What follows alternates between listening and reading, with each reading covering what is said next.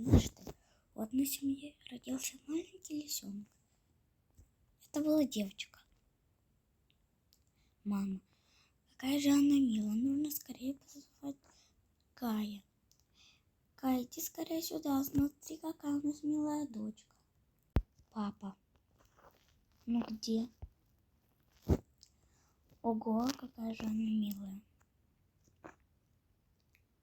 Она серая, поэтому, скорее всего, зимой ей будет легче скрываться.